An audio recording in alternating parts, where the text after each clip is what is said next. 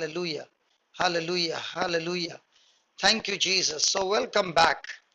We are studying on Paul's thorn in the flesh. So, we learned that this thorn in the flesh is not a sickness, it was a messenger of Satan obstructing Paul from going and preaching the word of God. So he was trying his best to stop Paul from preaching the word because it is the preaching of the gospel which is the power of God for salvation to everyone who believes. The word of God, the gospel of Christ, is the power of God for salvation. So when the person hears the word, that word has the power to heal and deliver and change that person's life completely. Hell gets cancelled, heaven becomes eternal home. It is by the preaching of the gospel that the person is adopted in the family of God. Hallelujah. Hallelujah. Thank you, Jesus. Thank you, Jesus. So in this episode, we will study more deeper that we found that Paul was facing different kinds of hardships, and all those hardships were the knocks coming from the messenger of Satan, trying to stop him. Paul began to pray to God, asking God to get rid of this messenger of Satan, and God began to tell him that his grace is sufficient for him. God began to give Paul the revelation that he, as a believer, has the authority to get rid of that messenger of Satan himself by rebuking, by resisting the devil, and he will flee from you. So the word of God says, submit to God, resist the devil, and he will flee from you. Praise God. And so Paul began to exercise his authority, and Satan, even though he tried his best to give him different kinds of knocks, Satan was having no success in Paul's life, and Paul lived a victorious life that he said, I fought the good fight of faith. Praise God. He and God worked together and they were victorious. So the Bible doesn't say that Paul in his old age was sick with the thorn in the flesh, but in spite of the thorn in the flesh, Paul was an overcomer and he overcame the messenger by believing in the authority of Christ and rebuking that spirit and continuing to preach the gospel with authority, and souls were being touched and saved wherever he went. So let's go to Philippians chapter 4. Philippians chapter 4, verse number 12.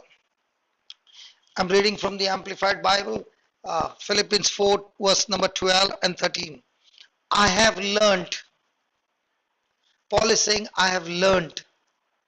So when we are in the midst of God's anointing, in the ministry and in the service, we are going to learn the things of God, the strategies of God.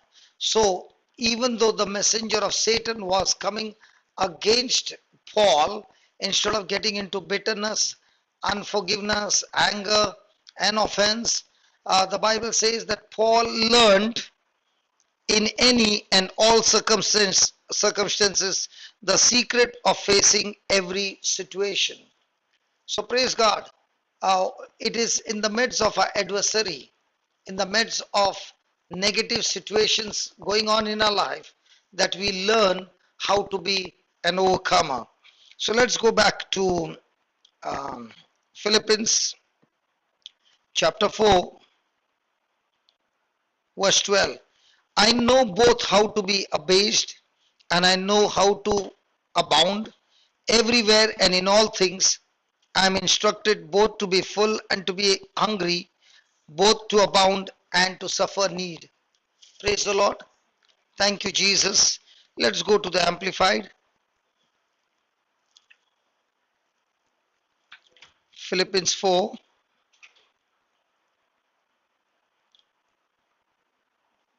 I know how to be abased and live humbly in straitened circumstances, and I know how to enjoy plenty and live in abundance. I have learned, I have learned in any and all circumstances the secret of facing every situation whether well fed or going hungry, having a sufficiency and enough to spare, or going without and being in want. I have strength for all things in Christ who empowers me.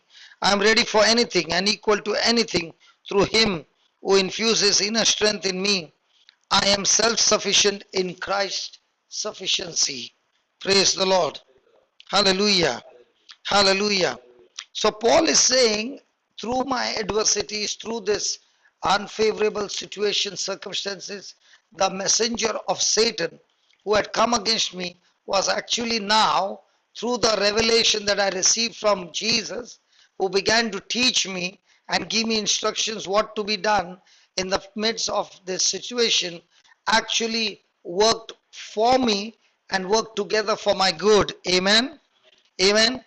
So Paul learned to rely on the one who is within him.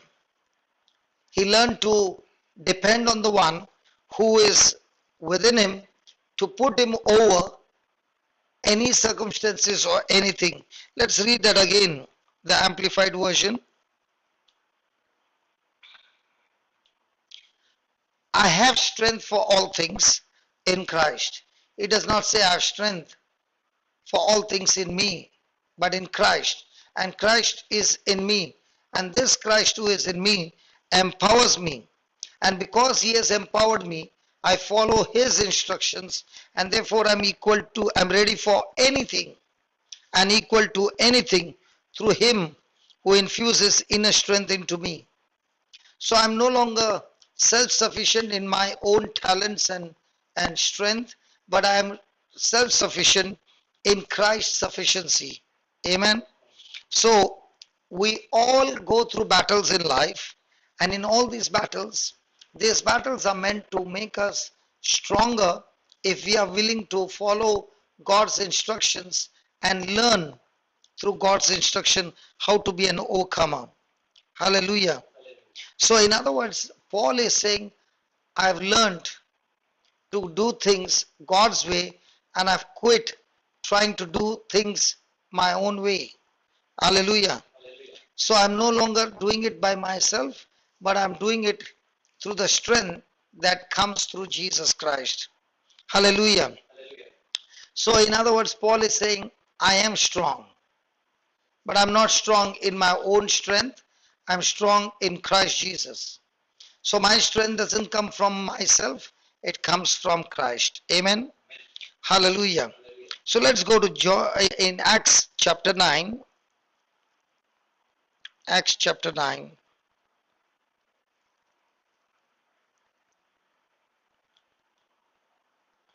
Verse 16.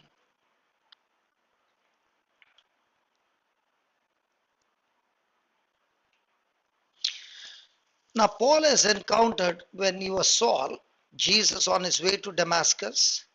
He has lost sight for 3 days. He has been praying to God for those 3 days, and he never prayed for sight.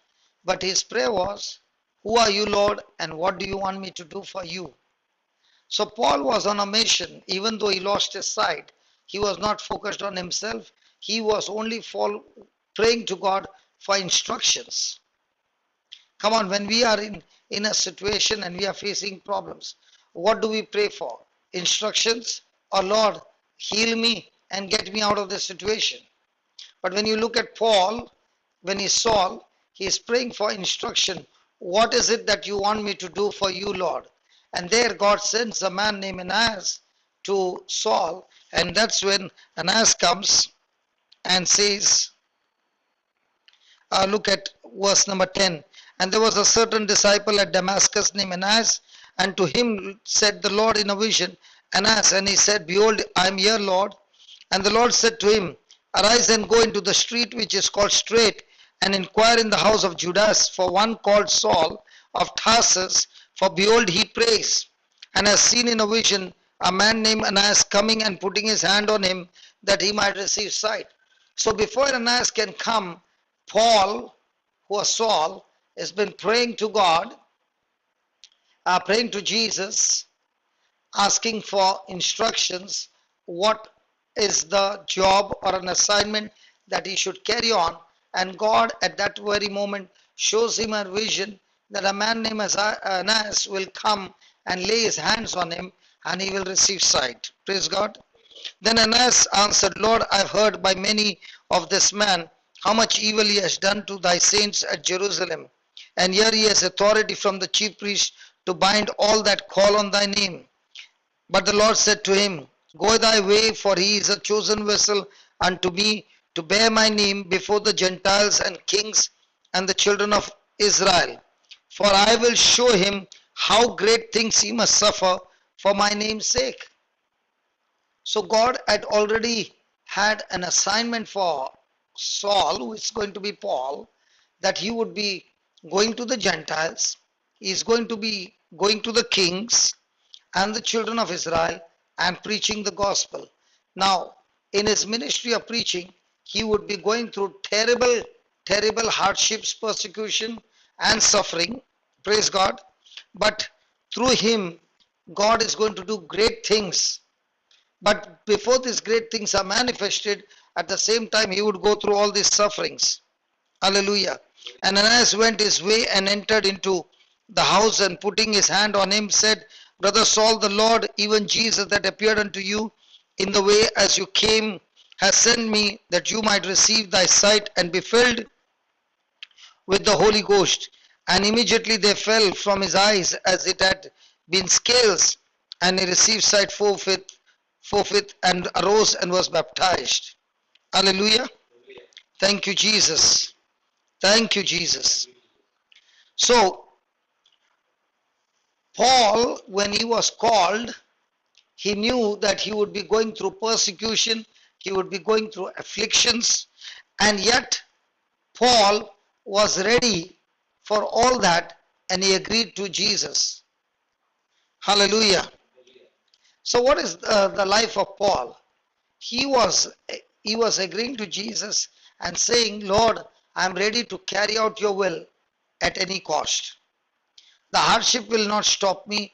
The affliction will not stop me. The persecution will not stop me. The messenger of Satan will not stop me. I am agreeing to you to carry out your mission no matter what comes against me. Hallelujah. Come on. Is he a soldier? Is he a mighty warrior? He was a victorious man. Praise God. So let's go to 2 Timothy 3:11. 2 Timothy 3:11. What if God has to show you a vision and say the same words? Acts 9:16. I will show him how great things he must suffer for my name's sake. How many of us want to follow Jesus now? You know what we have heard about Jesus? Come to Jesus and all your problems will be solved. But actually speaking, when you come to Jesus and you live for Jesus, following Jesus by leaving our old life, our corrupted life behind and living a life of sacrifice, praise God, there's going to be tremendous suffering. There's going to be tremendous opposition. But your life will be so fruitful that you will be an instrument to bring the lost into the kingdom of God. And even in the midst of this suffering, you will be able to overcome those sufferings because of the grace flowing in your life in abundance. But how many of us have got this mindset that I am living for Christ, or we have got this mindset that Christ is my provider and he is providing me with all the resources so that I can live my selfish life, so that I get my resources that I want to fulfill the pleasures of this world. But when you look at Paul, he was interested in carrying out God's mission to the end, and no matter what the cost is. Now look at 2 Timothy chapter 3:11. 2 Timothy chapter 3 verse 11. Persecutions, sufferings such as occurred to me at Antioch, at Iconium, at Lystra, persecutions I endured, but out of them all the Lord delivered me. He's saying, yes, it was not an easy journey. The messenger of Satan, the thorn in the flesh, was always there, causing persecution, causing affliction, causing all kinds of suffering, pain, physical torture. But in the midst of all this, the good news is God's grace was much, much, much higher than all this suffering, and the Lord delivered me from all of this. Amen. Now, we have been told that tradition has been teaching us that the thorn in the flesh is sickness, that Paul was sick. But now in this passage, the Lord delivered me from all. There is no mention of sickness at all. All that is mentioned is the thorn in the flesh is persecution, sufferings, hardships, opposition, affliction. Hallelujah. So tradition forgets to tell us that Paul faced persecution, trials, and tribulations. But the tradition says that there was thorn in the flesh. Paul had a thorn in the flesh. But they forget to say that the Lord delivered him from them all. Hey, the Lord delivered him from out of them all. Thank you, Jesus. Thank you, Jesus. Can you just write it down? Come on. This is important. Tradition forgets to tell us that. Tradition forgets to tell us that Paul faced trials and tribulations. Paul faced trials and tribulations. 2 Timothy 3:11 says that the Lord delivered him. 2 Timothy 3:11 says the Lord delivered him out of them all. Out of them all.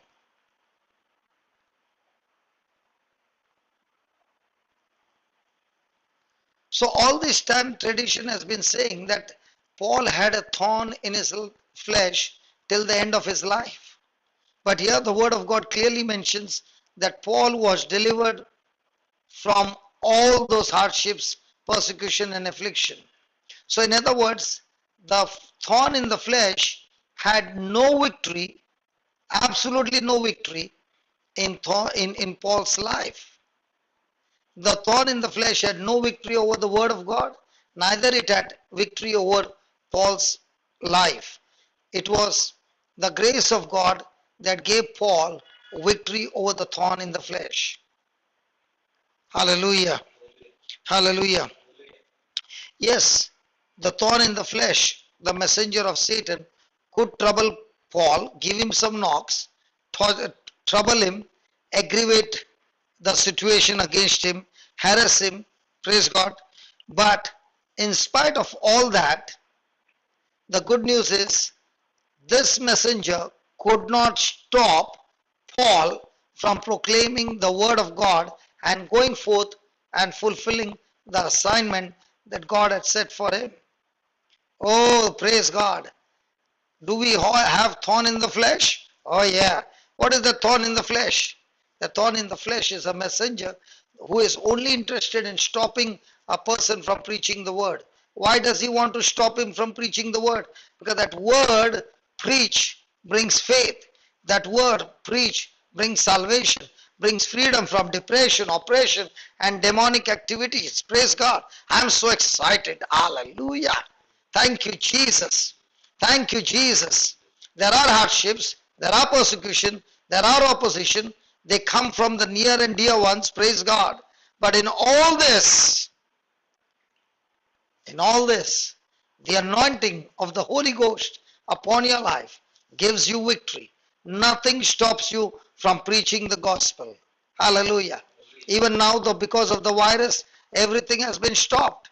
But praise God, we are going on air, reaching people's homes and telling the people, come on, the anointing in you is so strong that it can kill that virus inside your body.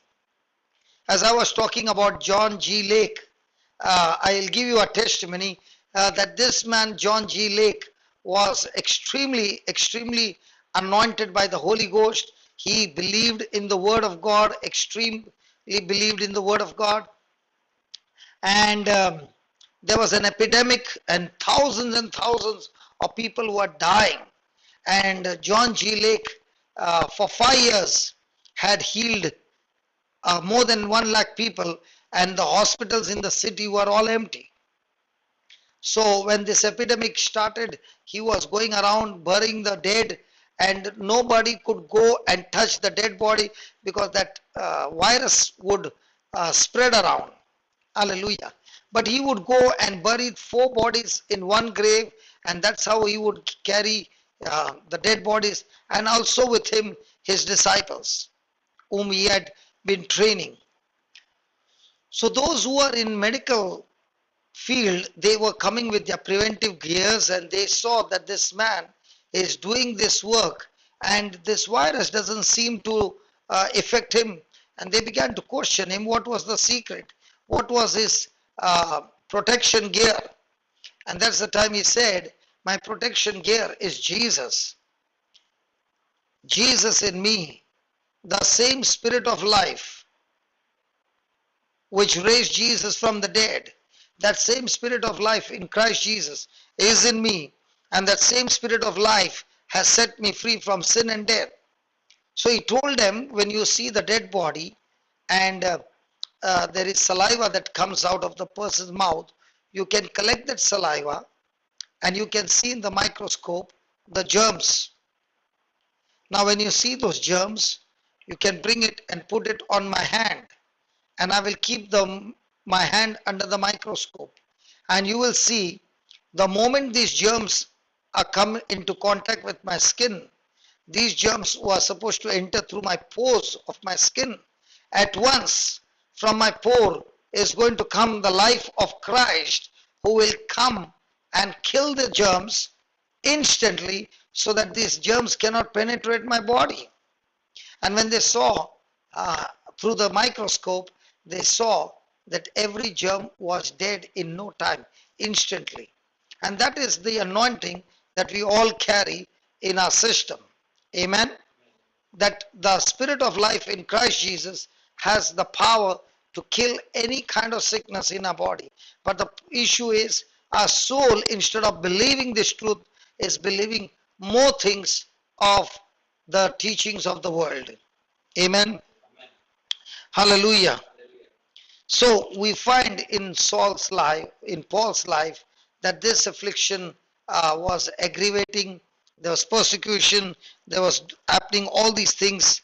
But we find that the spirit of life in Christ Jesus, in Paul, defeated the messenger of Satan in every battle of his life.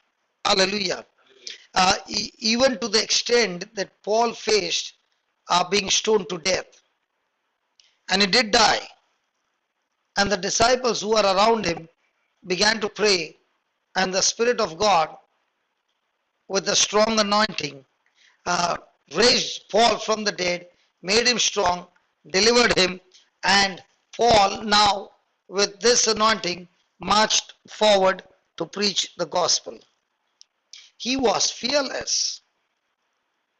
Even though the messenger of Satan threatened him, he said, the power in me is far greater than the one you are. Hallelujah. Thank you, Jesus. So we hear so much from the tradition, the thorn in the flesh, but we do not hear the outcome with which that Paul was delivered. Paul had victory over the thorn in the flesh. Hallelujah.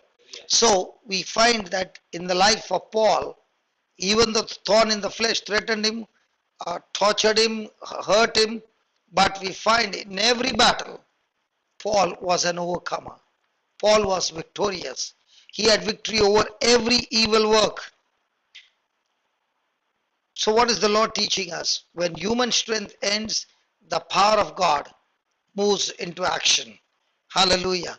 And this power of God excels every plan and purpose of Satan. Hallelujah. Hallelujah. So what should have been thought? The thorn in the flesh? Or, in spite of the thorn in the flesh, the outcome of the anointing on Paul that made him victorious, and his victory in every area of his life that Satan could not stand him. The preaching of the gospel was still carried on. Hallelujah. Even though he was put in the prison, he still carried on. When he could not go and preach, he began to write the letters. And thank God for the letters that he wrote. Today we can read those same letters and get the same anointing, the same revelation, the same vision for our life. Amen. Amen. Hallelujah. Hallelujah. So right now, the word of God is saying, let us go and teach one another. That thorn in the flesh was the messenger of Satan, but the anointing on Paul was far, far excelling and greater, that every plan of Satan was destroyed by the anointing, and Paul was able to preach the word of God. Let this truth be preached everywhere in the church so that people are fearless and they are overcomers and conquerors. God has not given us the spirit of fear. He has given us power, love, and sound mind. Hallelujah. Thank you, Jesus. Thank you, Jesus. Thank you, Jesus. Thank you, Jesus. And that is the anointing. That even though my power, human power, fails, God's power never fails.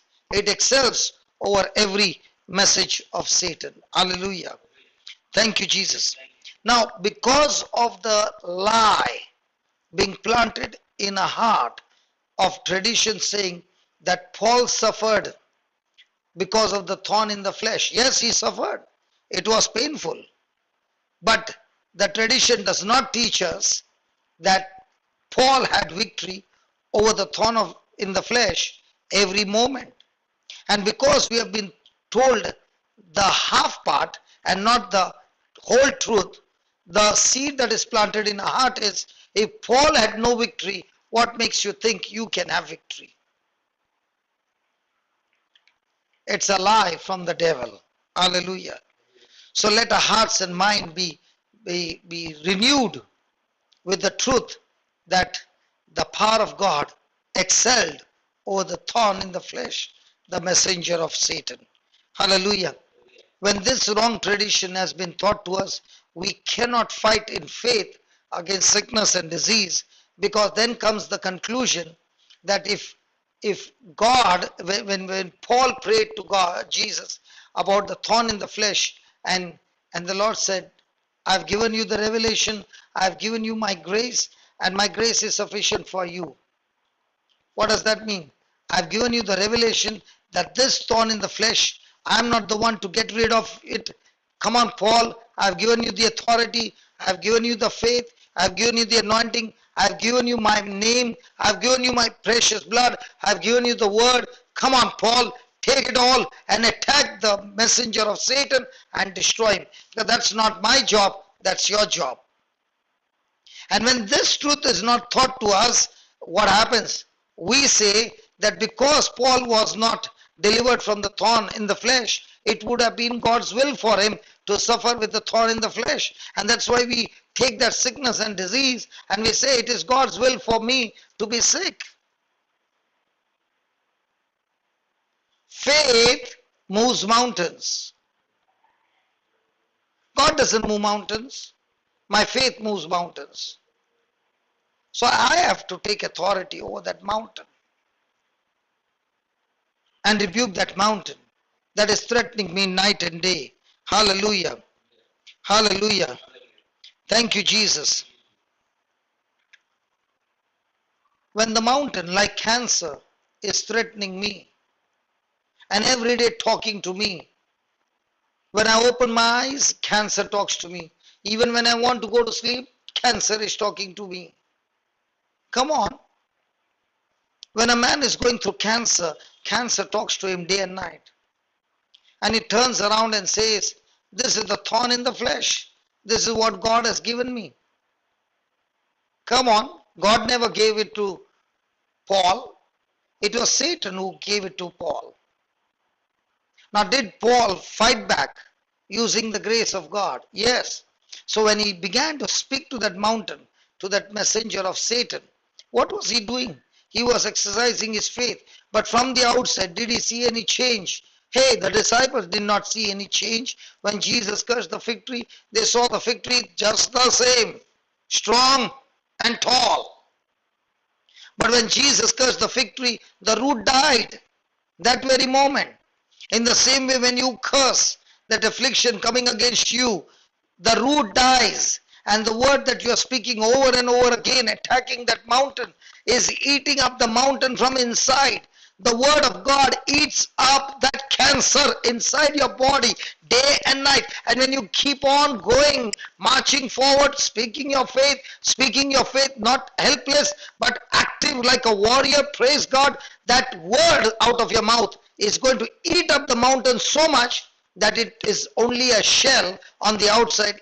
Inside everything is eaten up, and the same mountain will threaten you and say, hey, you have been talking the word of God, but I'm still here. But when you keep on attacking it, there comes a day when the shell has no more power, it collapses and it is over. Don't you stop exercising your faith. Your faith is activated when you open your mouth and speak it out. Hallelujah. Hallelujah. So what is tradition teaching us? That cancer is incurable. Cancer leads to death. But the word of God says you have the power to kill that cancer. Hallelujah. What is the nature of God? Love. Love does not kill you. Love helps you to kill that cancer. Hallelujah. And if God is love, how can I say that this loving God who is full of love puts sickness and disease in my body? Because he wants to teach me something.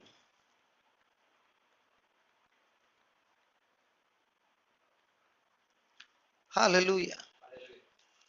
How many times have you heard that it is God's will for me to be sick? And if there is somebody listening right now that it is God's will for me to be sick, then I want to ask you a question. Why are you taking medicine when it is already God's will for you to be sick? So stay sick all your life. Stop taking medicine. Stop going to the doctor. You have no right to go to the doctor because anyway it's God's will for you to suffer. Why are you taking medicine? The reason you are taking medicine because you still have a desire to get healed.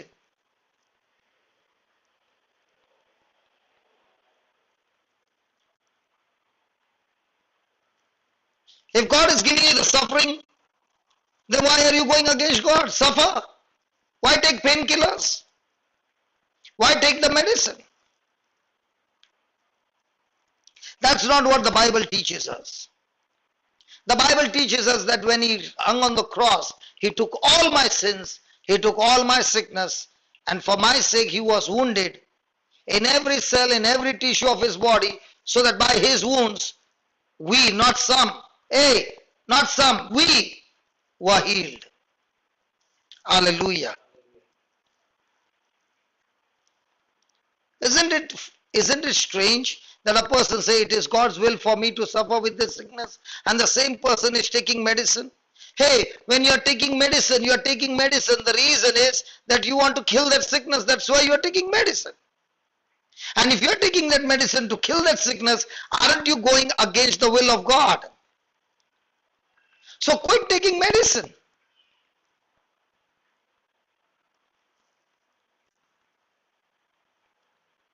Thank you, Jesus, for this revelation. In the name of Jesus, I'm talking to that person who has been praying all his life. If it is God's will, I want to tell you, it is God's will for you to be healthy. And if it was God's will for you to be sick, Jesus would have some sickness at some time.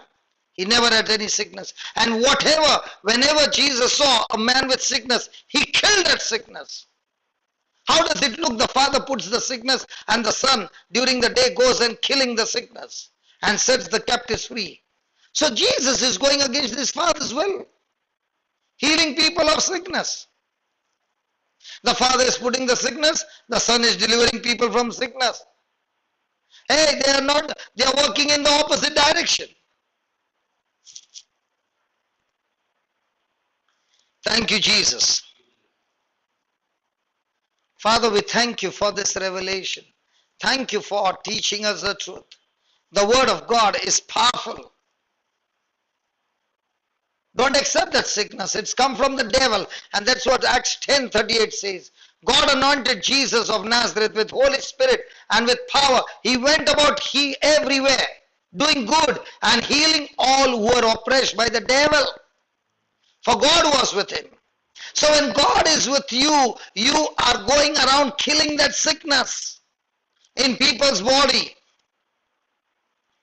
You are destroying the messenger of Satan, preaching the gospel, setting the captives free, opening spiritual blindness, setting people free from all captivity of suicidal tendencies and oppression and depression. Right now, as I'm talking to you, that anointing of God, the word of God, is touching your heart and breaking the stronghold of the devil, the lie of the devil, and destroying the stronghold. And as the stronghold is destroyed, a new stronghold has been built in the name of Jesus, that you do not accept that as the will of God, but accept that the will of God is for you to be healthy. And this health comes from the word of God. Supernatural healing, supernatural miracles are happening right now in the name of Jesus. If you believe, give him praise and thank him that, Lord, by your wounds I am already healed. I am already healed. Not that I will be healed. I am already healed. And I take this word, Lord, that I am already healed. In Jesus' name. In Jesus' name. Hallelujah. Hallelujah. So has God given us this power of authority? Oh yeah. So is God going to exercise that authority on you? On that infirmity? No, he has given that authority to us. And when you say if it is God's will, you will never exercise that authority, because you'll say, how can I use that authority, because the sickness has come from God? That's the biggest lie. God has given you this authority. He gave authority to the disciples and said, go and heal the sick. He did not say pray for the sick. He said go and heal the sick. Use that authority and set the captives free and heal the sick. Let the blind see, the lame walk, the dead be raised. Hallelujah. So when a person is saying it is God's will, you'll find the same person who is sick saying it is, if it is God's will, taking medicine. Taking medicine for what? To die quickly? Praise God. The person who is saying if it is God's will is the same person who is going for a surgery. Why do you go for a surgery then? Anyway, it's God's will for you to be sick. Why go for an operation? The reason is you are taking that medicine and you are taking that surgery and going for an operation because you want to be healed. Thank you, Jesus. Hallelujah. Praise the Lord. Is this truth only for a Sunday morning when there is a service on a Sunday morning? Or is this truth available for you 24 hours 7, all the days? The word of God does not work only on Sunday. It works every day, every moment, any location.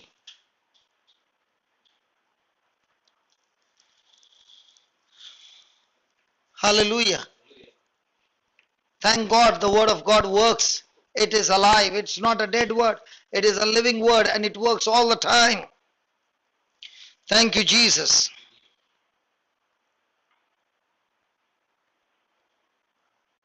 Please write down this line. God's word is God's wisdom. God's word is God's wisdom written in man's words. God's word is God's wisdom written in man's words so that we can be victorious on the earth.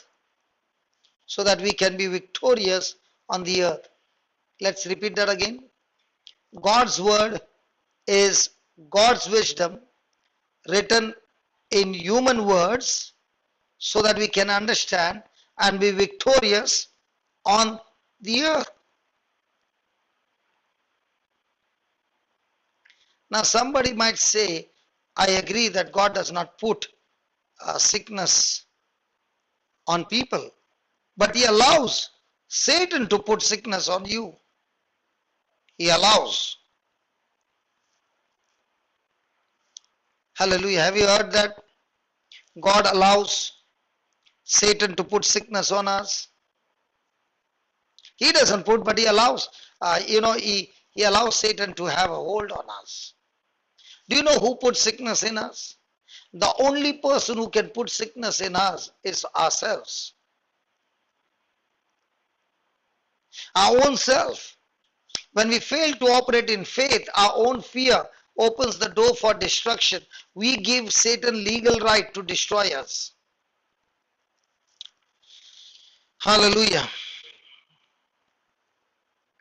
So as man, when God created Adam, did He give dominion to man over all things? Did man lose his dominion? Did Satan deceive man, Adam, got him into disobedience and took authority over this earth? Yes.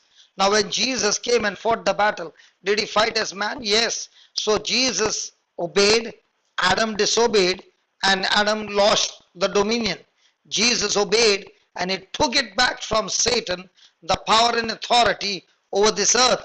And when He rose again, He said, all authority in heaven and earth has been given unto me. And therefore you go. Means what? This power and authority I give to you, man. And you use this authority in my name. And you have now authority over Satan, sickness and disease, and over every work of Satan's kingdom. But if I'm not going to exercise that authority, he is going to use the lie, deceive us, and destroy us.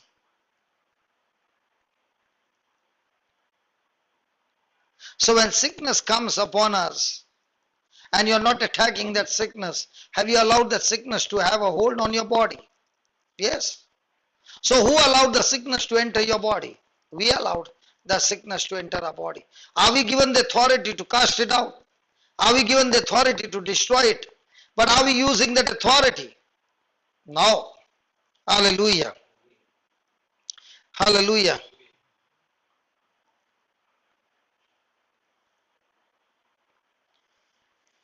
Oh Jesus, thank you for this understanding.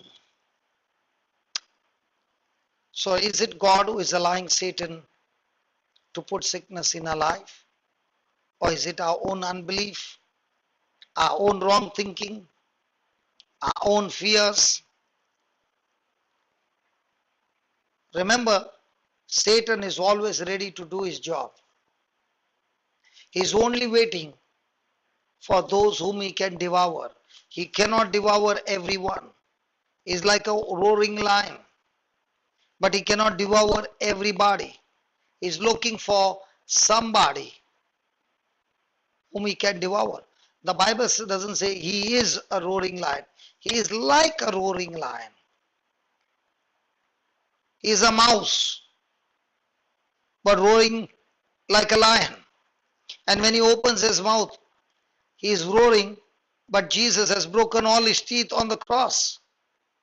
He has no teeth to bite you.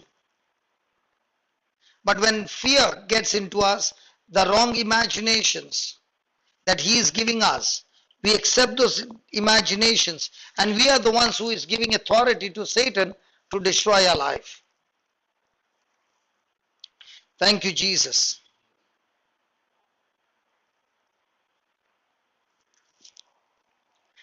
So when a person is sick, does not fight back, he gives Satan every right to threaten you, to destroy you, and use you to preach his fear to others. And that's what has happened through this virus. The messages on WhatsApp has gone so quickly worldwide that it has only been talking about the virus, but not talking about the power and authority that we have in Christ Jesus that is able to destroy this virus. We have been vaccinated by the blood of Jesus. And the Bible says we overcome Satan by the blood of the Lamb and by the word of our testimony. So if you have been vaccinated by the blood of Jesus, are you supposed to be scared of the virus, or the virus is supposed to be scared of you? I remember when when I had come from Africa, how Satan had, the messenger of Satan, got me into diabetes so that I don't go to preach the gospel. And I was admitted in the hospital and they said 25 days isolation, grounded. And I said, no, in 2 days you can have a test. This malaria will be dead. I did not accept what the doctor said. I said what the Bible says. And after 2 days when they tested me, there was no trace of malaria. It was killed. What killed that malaria? The spirit of life in Christ Jesus. I had chikungunya in Bombay and I could barely walk. And in that condition, I went to preach the gospel. Could not stand, and I was holding the pulpit and preaching the gospel for 3 hours. The whole body in pain. And as I was preaching the gospel, what happened? The spirit of life in that preaching took over my life, my body. The next day I preached for 5 days. The third day, there was no trace of chikungunya. It was destroyed. Some people suffered for more than a year.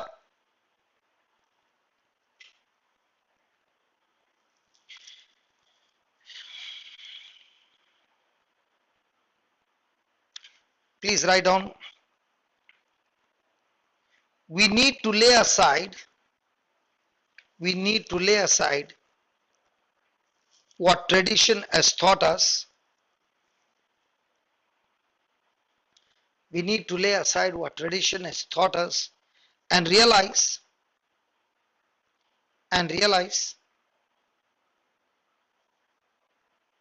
that only Satan could be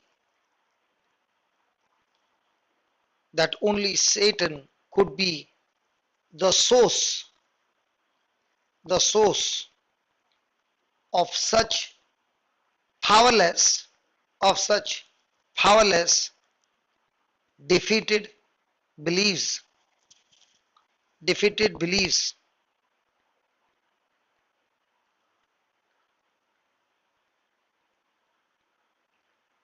The word of God is an incorruptible seed. The word of God is an incorruptible seed.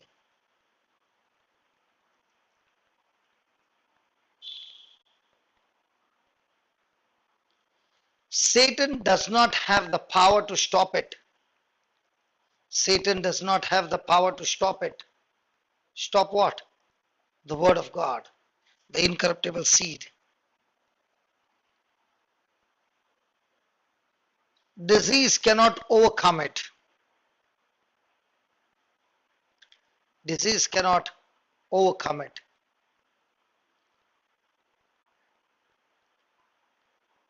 Only I have the power to stop the word. Only I have the power to stop the word from working in my life. Only I have the power to stop the word working in my life. Is the word of God alive? Yes. Powerful? Yes. Full of action? Yes.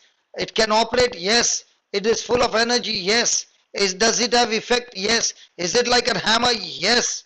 But is it going to work in my life? No. Jesus gave us an example. The pathway.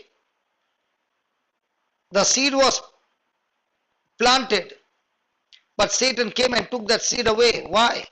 Because the person did not understand how the word of God works. 2. The seed that fell along are rocky stones. Did they receive the word? Yes. Was the roots deep? No. Were they rejoicing? Yes. But when persecution came, trouble came, opposition came, what happened? Were they still exercising faith? No. They were filled with offense and bitterness. What about the third soil? The third soil was a thorny soil. The seed fell along that soil. What is this person? This person is full of worry, full of anxiety, full of desires for the pleasures of this world, entangled in a sinful life. Will this person be able to bring this fruit through the seed? Jesus said, no, the thorns will choke that tree and stop the tree from bearing fruit. So which is the plant which will bear fruit? The one who receives the word by faith, endures with patience, with honesty, does not quit, but follows the instructions, believes the instructions, does not give in to fear, but with confidence brings forth 30, 60 and 100. So the problem is with the seed, or there is a problem with the soil. And what tradition has taught us is the thorn in the flesh was more powerful than the word of God. And that's why Paul died with that thorn in the flesh, with that sickness. That's the biggest lie. That messenger of Satan wanted to stop Paul from preaching the word of God until the last breath. Paul says, I've run my race to the finishing line. Satan could not stop me. I preached the word with authority. And lives were changed, and lives were brought into the marvelous light, into the kingdom of God. Hallelujah. Hallelujah. Thank you, Jesus. Write down, this incorruptible seed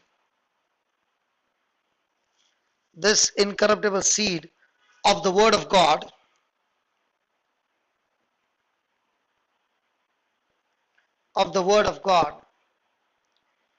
kept in my mind and in my spirit,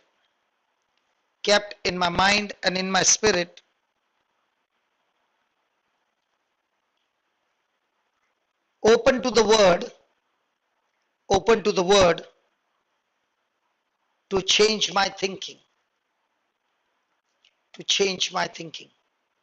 Where's the problem in our life? Our thinking. What's the root? Our thinking. What's the fruit? The action is the fruit based on the thinking. So what is this incorruptible seed going to do? If I keep my heart and mind open and agree to that incorruptible seed and follow its instruction, it will change my thinking. When my thinking has changed, as the root change, yes, can this root produce the fruit? 100%.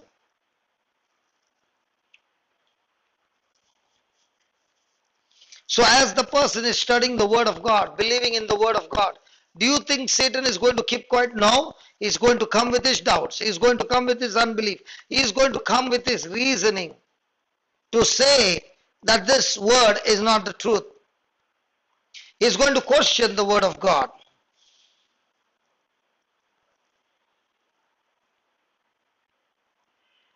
That's why we always have the question coming about the word of God. They were asking, who are they? What have they got to do? The word of God was not written by they. The word of God was written by the Holy Ghost. And he wrote the word of God for me. So who is this they? Is it they who are powerful, or God, the Creator, is powerful? Whose word are you going to listen to? What they said or what God said? Hallelujah. Hallelujah. And those people who are all the time caught up with what they said, and they were discussing, and the media was saying this, and the news channel was saying this. You know why they are saying this? They want to bury you before your time can come. They want to kill you, man. They want to stop you from living your life that God has designed for you.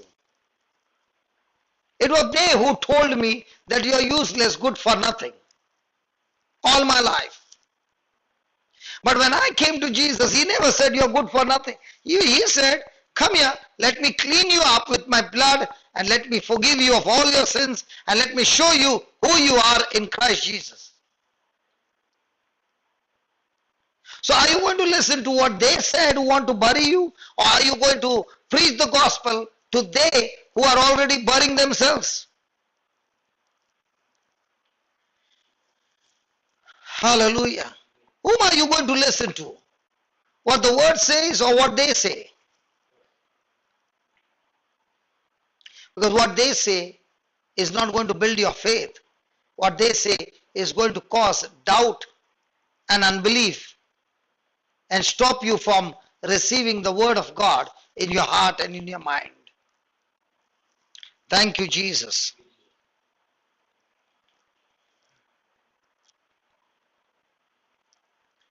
So write down, I must receive the word. I must receive the word means I must believe the word.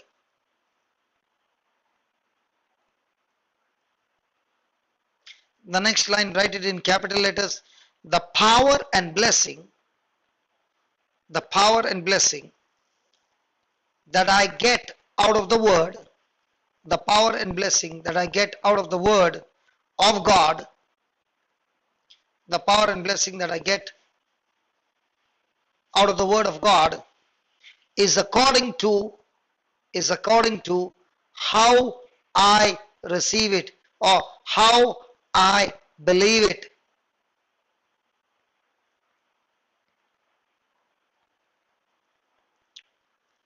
I must receive the word of God. I must receive the word of God literally. I must receive the word of God literally as God is talking to me.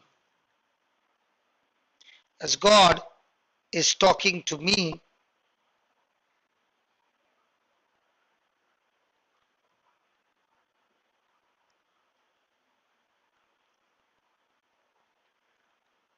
The word of God coming out of his mouth, coming out of his mouth, and the authority I have in my life.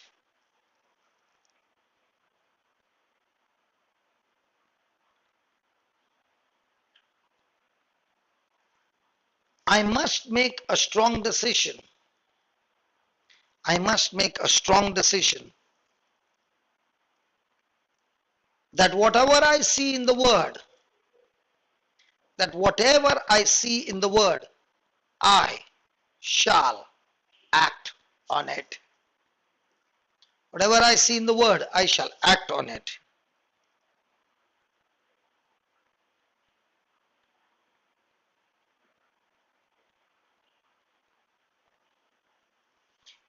Hallelujah. So when we receive the word, we believe the word, we receive the word and we act on that word 100%, the action, the power of God is on. But when we get a little from here and little from there and little from the news channel and little from the newspaper and little from the media and little, it has become now believe and unbelieve. And such a person will get nothing, absolutely nothing from the word of God. But that person will surely get a lot of things from the kingdom of darkness. Has he himself by his own choices destroyed his own harvest? Praise God.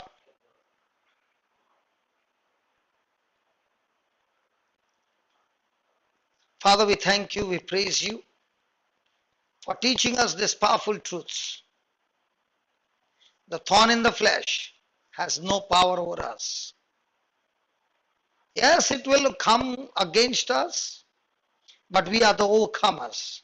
We have received your word, we act on your word, we believe your word, and your word always brings forth the harvest when we have received the word, following the instruction with an honest heart, with faith and patience and endurance, not quit, but keep standing on the word, following the instructions.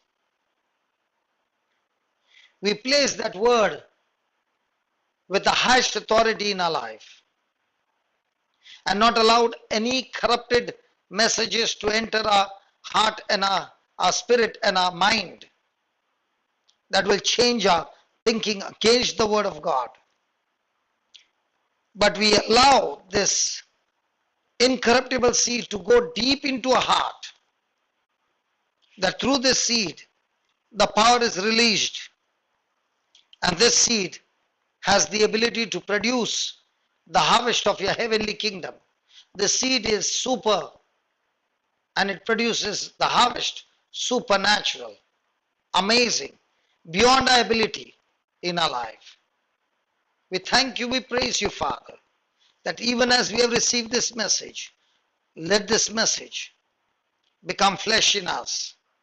And from now on, we operate in this message victorious and not allow the thorn in the flesh to have authority over us, but destroy every thorn coming against us and continue to proclaim the word of God with authority, with confidence, and set the souls on fire for the kingdom of God. In the name of Jesus, you are anointed to set the captives free.